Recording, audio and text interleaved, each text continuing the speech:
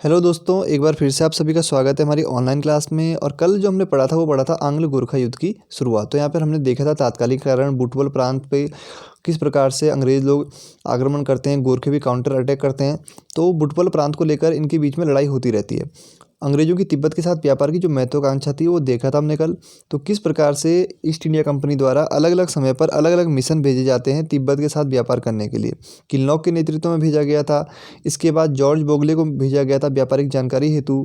इसके बाद captain Knox को भेजा गया था और मूरक्राफ्ट हेरेसी भी गए थे जहाँ पर इनको बंदी बना लिया था। तो ये सब हमने कल पढ़ लिया था। फिर हमने बुटवल और शिवराजपुर प्रांत की स्थिति जानी थी कल, ठीक है। तो यहाँ पर जो महत्वपूर्ण है, प्रधानमंत्री कौन थे इस समय? भीमसेन थापा। और राजा थे गीवाणयुद्ध विक्रम शाह। और गवर्नर जनरल कौन है? लॉर्ड हेस्टिंग्स या लॉर्ड मोइरा। ये कल हमने देख लिया था। 4 डिवीज़न बनाए यहाँ पर लॉर्ड हेस्टिंग्स ने। मेरठ डिवीज़न जिसका नेतृत्व किसने किया था? रोलो गिलेस्पी या जिलेस्पी ने। और ये प्रश्न एक बार पहले भी पूछा जा चुका है कि देहरादून पर जब आक्रमण किया गया था तो खलंगा युद्ध जब हुआ था तो वहाँ पर नेतृत्व किसके द्वारा किया गया था? तो रोलो गिलेस्पी द्वारा। 4 डिवीज़न, चारों डिवीज़नों के सेना नायक के नाम या नेतृत्व जो कर रहा है उसका ध्यान रखेंगे आप। फिर हमने देखा था नाला पानी का ऐतिहासिक युद्ध जहाँ पर रोलो गिलेस्पी की मौत होती है। तो ये महत्वपूर्ण प्रश्न है कि नाला पानी युद्ध में किस अंग्रेजी सेना नायक की मौत होती है? तो रोलो गिलेस्पी की। तो 25 से 30 अक्टूबर तक रोलो गिलेस्पी नाला पानी किले में अटैक करवाता है गोरखों पर, लेकिन 31 अक्टूबर को मारा जाता है गोरखों के साथ युद्ध में रोलो गिलेस्पी। तो इसी प्रकार से गोरखों और अंग्रेज़ों के बीच में कई युद्ध लड़े जाएंगे अभी। तो आज हम उन्हीं युद्धों के बारे में जिक्र करने वाले हैं। तो चलिए देखते हैं आज कौन कौन से युद्ध पढ़ने हमने। तो अल्मोड़ा है यहाँ पर, ठीक है। अल्मोड़ा का जो लाल मंडी किला है ये गोरखों का यहाँ पर हेडक्वार्टर है, एक किस्म से मुख्यालय कह सकते हैं आप। तो अल्मोड़ा का जो लाल मंडी किला है यहाँ पर गोरखों का मुख्यालय है और वो यहाँ पर अभी भी क्या है? कब्जा जमाए हुए हैं। काशीपुर में देखें तो गार्डनर बैठे हुए हैं अभी, और काशीपुर जो है मुख्यालय है गार्डनर का। वहीं दूसरी तरफ कप्तान जो हेरेसी हैं, ईस्ट इंडिया कंपनी में जो कैप्टन हैं, इनका मुख्यालय कहाँ है? पीलीभीत और बरेली में।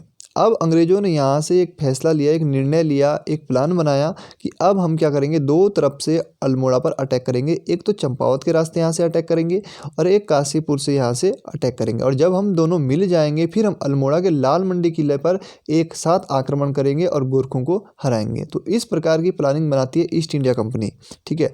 तो इस प्रकार की प्लानिंग बन रही थी।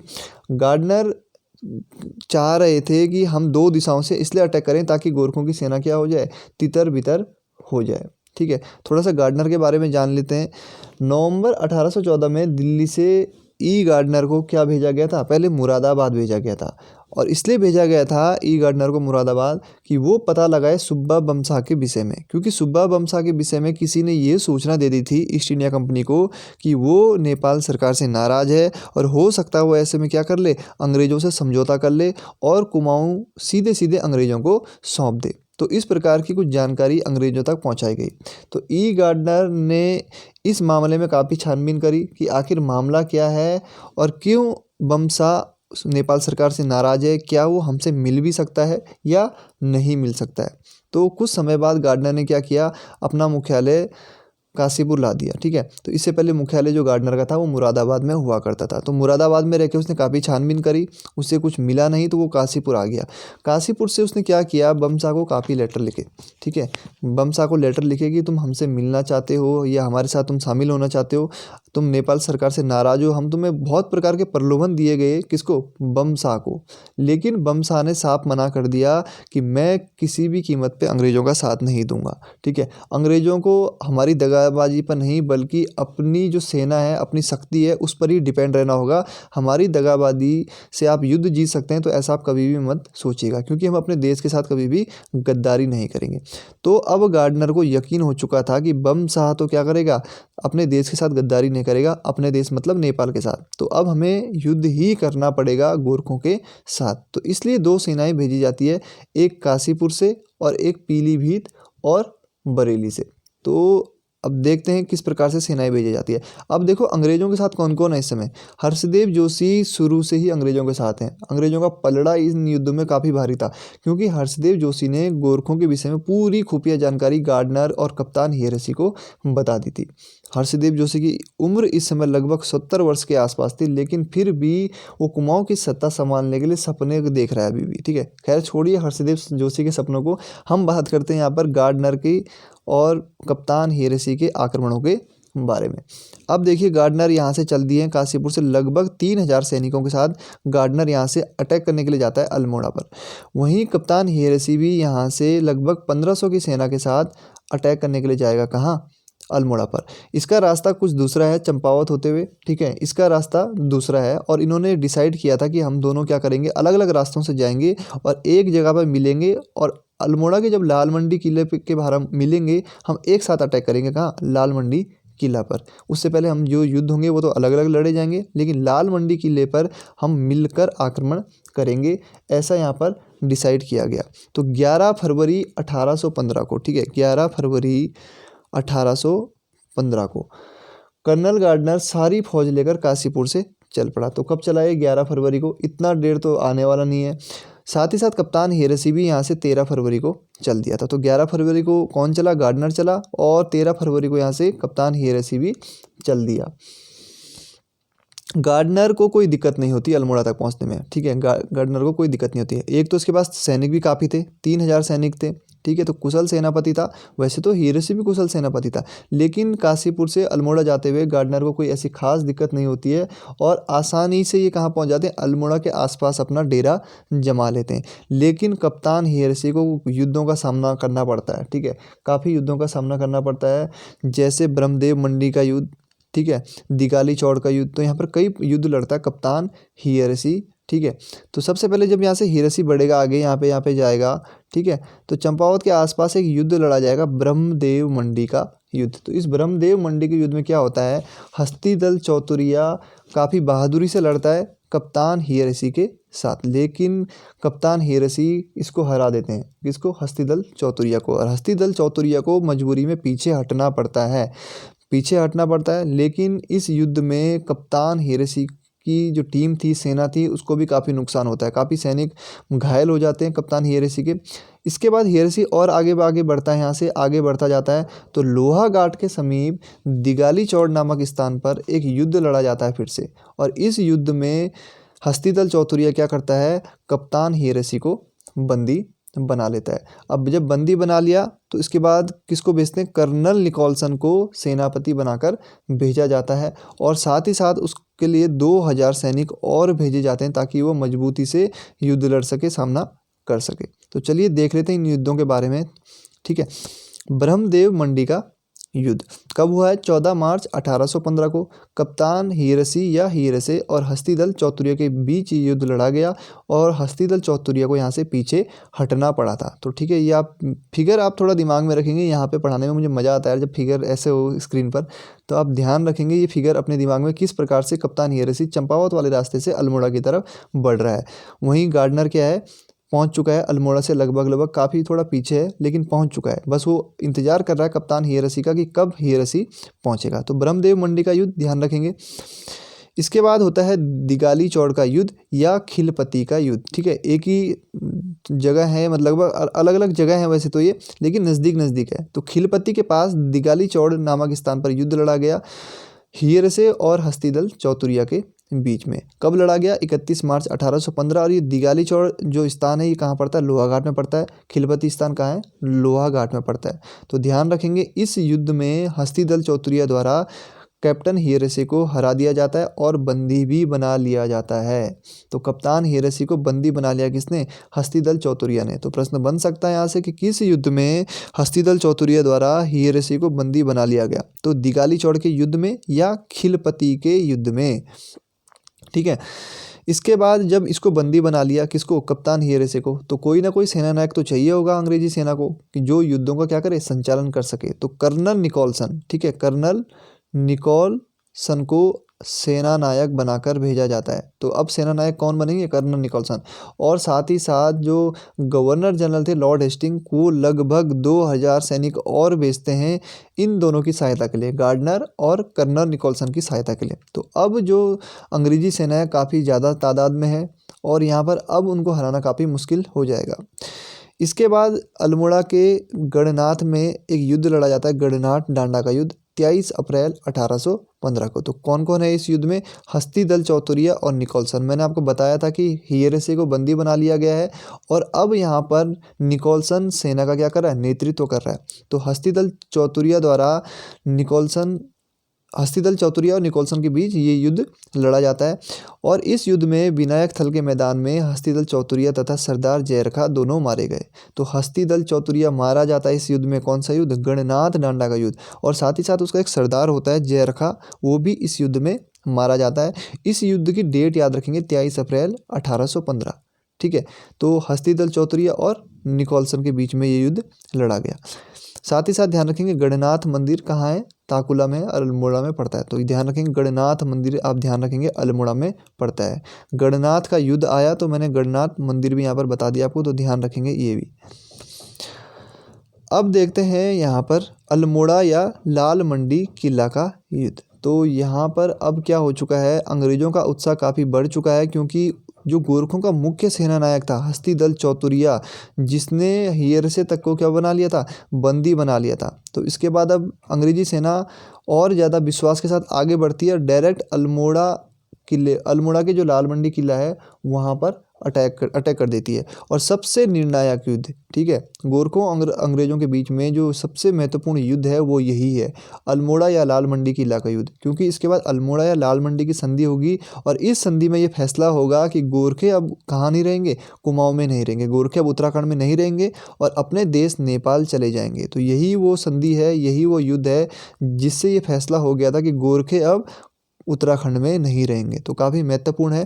तो ध्यान रखेंगे कर्नल निकोलसन और गार्डनर दोनों की सेना मिल जाती है। मैंने आपको बताया था, इन्होंने ये प्लानिंग बनाई थी कि जब हम लाल मंडी किले के पास पहुंचेंगे तो हम दोनों सेनाओं को एकत्रित कर लेंगे, इकट्ठा कर लेंगे और एक साथ मिलकर युद्ध लड़ेंगे गोरखों के खिलाफ।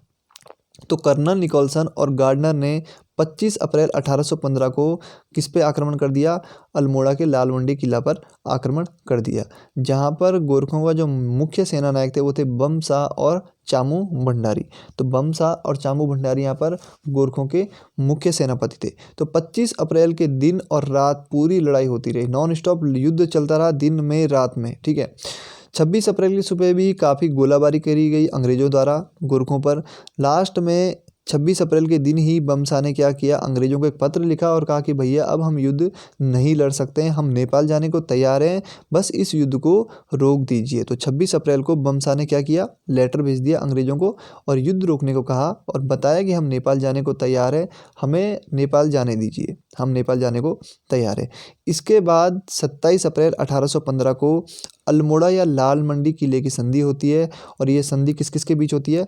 बमशाह व एडवर्ड गार्डनर के बीच ये संधि होती है। तो ध्यान रखेंगे 27 अप्रैल 1815 की संधि से ये डिसाइड हो गया था कि गोरखे अब उत्तराखंड में नहीं रहेंगे। तो ये काफ़ी महत्वपूर्ण है। ठीक है, किस संधि से ये फैसला हुआ कि गोरखे अब उत्तराखंड में नहीं रहेंगे? तो अल्मोड़ा या लाल मंडी की संधि। और कब हो रही है? 27 अप्रैल 1815 को बमशाह व एडवर्ड गार्डनर के बीच में।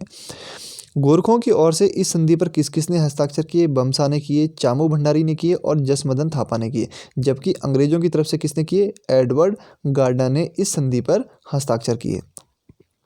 इसके बाद गोरखों द्वारा लाल मंडी किला खाली करवाया गया और अंग्रेज़ों ने इसे फोर्ट मायरा नाम दिया। ठीक है, लॉर्ड हेस्टिंग को मायरा नाम से भी जाना जाता है, ये मैंने आपको बता दिया था। तो उन्हीं के नाम पर इस किले का नामकरण हुआ है, तो फोर्ट मायरा। तो ध्यान रखेंगे। इसके बाद गोरखों द्वारा लाल मंडी किला खाली करवा दिया गया।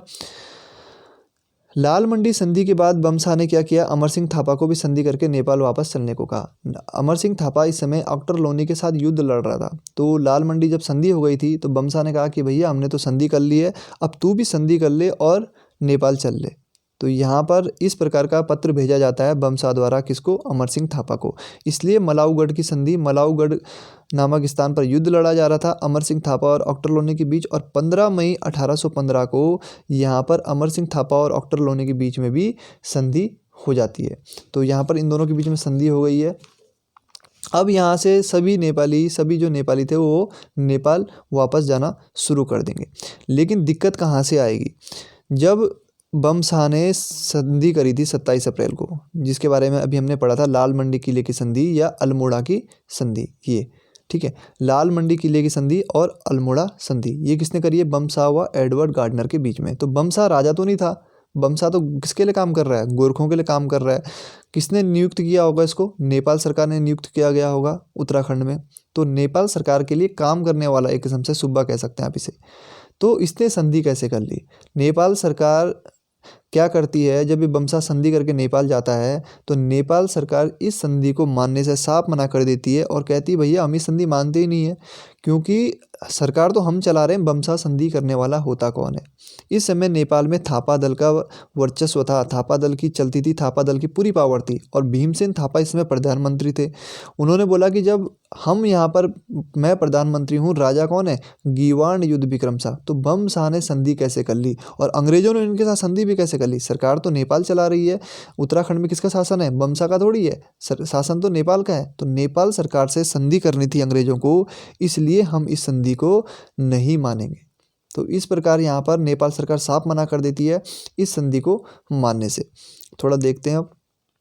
हाँ, तो नेपाल सरकार संधि को क्या करती है? अवैध घोषित करती है। और इस समय नेपाल के राजा कौन है? विक्रम शाह, बता दिया आपको। भीमसेन थापा इस समय प्रधानमंत्री हैं।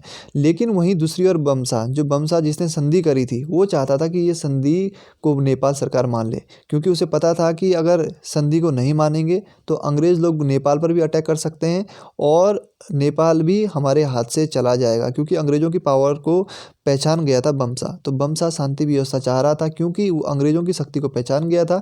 इसलिए इस समस्या के समाधान के लिए बनारस से स्वर्गीय राजा रण बहादुर शाह के राजगुरु थे गजराज मिश्र, ठीक है, गजराज मिश्र होना था इसमें, ठीक है। किसको? गजराज मिश्र को बुलाया गया। तो किसको बुलाया गया? गजराज मिश्र को बुलाया गया। कहाँ से? बनारस से। अब गजराज मिश्र को बुलाया गया तो गजराज मिश्र ने कहा कि मैं जाऊंगा, अंग्रेज़ों से बात करूंगा, ठीक है, आप टेंशन मत लीजिए। गीवाण युद्ध विक्रम शाह को कहा कि आप चिंता मत कीजिए, मैं अंग्रेज़ों से बात करूंगा। और 2 दिसंबर को हम बात करने वाले हैं कहाँ? चंपारण बिहार के संगोली नामक स्थान पर। तो 2 दिसंबर 1815 को बातचीत के लिए जाते हैं कौन? गजराज मिश्र, और इनके साथ एक व्यक्ति और रहते हैं, चंद्रशेखर उपाध्याय। तो ये जाते हैं 2 दिसंबर 1815 को। अंग्रेजों की तरफ से कौन आते हैं? ब्रेडसो, जिन्हें बुटवल प्रांत के समय मैंने आपको बताया भी था कि समझौता करने के लिए भेजा गया था। ब्रेडसो एक नाम आया था वहाँ पे। तो 2 दिसंबर 1815 को कहाँ जाते हैं गजराज मिश्र? संगोली जाते हैं और यहाँ पर अंग्रेजों से बातचीत होती है और ये साइन करके आ जाते हैं और उस संधि को ये मान लेते हैं और संगोली की संधि पर ये साइन कर लेते हैं। अब संगोली की संधि पर इन्होंने साइन कर लिए। अब ये जब वापस जाएंगे नेपाल, तो नेपाल के राजा बोलेंगे इसको कि भैया हमने तुम्हें क्यों बुलाया था? साइन करने के लिए बुलाया था क्या? कुछ समझौता करने के लिए बुलाया था कि कुछ डिसीजन निकले, कुछ फैसला हो हमारे पक्ष में भी। लेकिन ये क्या करते हैं? साइन करके वापस आ जाते हैं। तो इसके बाद गोरखे फिर थापा दल बोलता है कि भैया हम इस संधि को नहीं मानते। थापा दल बोलता है कि हम इस संधि को नहीं मानते हैं और ये संधि किसके द्वारा होगी? नेपाल सरकार के द्वारा ही होगी। तो अंग्रेज़ों को गुस्सा आ जाता है कि चल क्या रहा है यार, कभी तुम साइन करते हो, कभी नहीं करते हो, साइन कर लेते हो तभी भी तुम मानते नहीं हो। तो इस प्रकार की गतिविधियां यहाँ पर देखने को मिलती है। तो अब अंग्रेज़ों ने सोचा यार डायरेक्ट अब क्या करते हैं? नेपाल पर ही आक्रमण करते हैं, तब जाके इनको अकल आने वाली है। तो डायरेक्ट अब क्या करेंगे? नेपाल पर आक्रमण। तो 28 फरवरी 1816 को ऑक्टरलोनी ने काठमांडू से कुछ दूर मकवानपुर के पास गोरखों पर आक्रमण कर दिया और पराजित कर दिया और लगभग इसमें 800 गोरखे मारे गए। जैसे ही 800 गोरखे मारे गए, नेपाल सरकार को यह एहसास हो गया कि अंग्रेजी सेना काफ़ी पावरफुल है और वो नेपाल पर भी कभी भी विजय प्राप्त कर सकती है। तो इसलिए इससे बेहतर ये होगा कि हम इस संधि को मान्यता दे दें। और देखो 28 फरवरी 1816 को आक्रमण हुआ और उसके ठीक 4 दिन बाद संधि को मान्यता भी दे दी गई। तो देखो यहाँ पे नेपाल सरकार द्वारा इस संधि को मान्यता दे दी गई 4 मार्च 1816 को। तो संगोली की संधि मान ली गई नेपाल सरकार द्वारा, देखो ठीक 4 दिन बाद। तो इतना फर्क पड़ता है अटैक करने का, देख लो। अब देखते हैं थोड़ा सा यहाँ पर महत्वपूर्ण क्या है, क्या कन्फ्यूजन है। संगोली की संधि परीक्षावाणी में दी गई है 28 नवंबर 1815 और ये लिखा गया है परीक्षावाणी में कि अमर सिंह थापा व अंग्रेजों के बीच में ये संधि हुई थी। तो देखेंगे आप, मैंने आपको क्या बताया, संधि की डेट बताई है कितनी? 2 दिसंबर 1815। तो ठीक है, दोनों डेट आप याद रखेंगे, 2 दिसंबर 1815 और परीक्षावाणी में दी गई है 28 नवंबर 1815। ठीक है, तो ध्यान रखेंगे, ये सही डेट है। मैक्सिमम बुक में आपको यही दिख जाएगा 2 दिसंबर 1815। लेकिन अगर ये ऑप्शन में ना आए और ये इस प्रकार के ऑप्शन आपको देखने को मिल जाए 25 नवंबर, 26 नवंबर, 27 नवंबर, 28 नवंबर, तो आप इस पर टिक कर दीजिएगा। ठीक है, तो यहाँ पर संगोली की संधि को कब मान्यता दे दी गई है? 4 मार्च 1816 को। तो इस संधि के अनुसार होता क्या है, नेपाल सरकार ने एक ब्रिटिश रेजिमेंट कुमाऊं में, वहाँ काठमांडू में रखना स्वीकार किया। उन्होंने पहले नहीं मान रहे थे नेपाल सरकार वाले कि हम ब्रिटिश रेजिमेंट काठमांडू में नहीं रखेंगे, लेकिन इस संधि के बाद उन्होंने मान लिया कि हम काठमांडू में क्या रखेंगे, एक ब्रिटिश रेजिमेंट रखेंगे। और अंग्रेजों ने भी ये माना कि हम गोरखों को क्या करेंगे, ब्रिटिश आर्मी में शामिल करेंगे, और ब्रिटिश आर्मी में इनको हम शामिल करेंगे। तो यहाँ पर गोरखा जो शासन था आपका लगभग पूरा हो चुका है। अब गोरखों से संबंधित कुछ फैक्ट हैं, कुछ 30-35 प्रश्नों के क्विज हैं, वो मैं आपको अगले दिन कराऊंगा, कल करवाऊंगा। ठीक है, तो चलिए मिलते हैं अगले वीडियो में। धन्यवाद।